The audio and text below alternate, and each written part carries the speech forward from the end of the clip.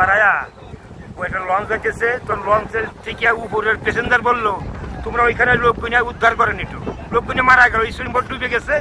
তখন যে ওই স্পিড বোট দিয়ে মানুষ পানি ভিতরে আমাদের ডাকতেছে যে আমাদের উদ্ধার করেন উদ্ধার করেন। তখন লঞ্চ চলে গেল, এই শালা কি করলো, এই শালা ছুঁয়ে গেল কিছু জন, এত একটা লঞ্চ। তখন আমরা এই ট্রলার সবাই ঝুঁকিপূর্ণ হবে, বেশ লঞ্চ ছিল, আরো ছোট বাচ্চা কাচ্চা ছিল, ওইভাবে আমরা ঢের ভিতরে যাই এই লোকগুলো উদ্ধার করছি।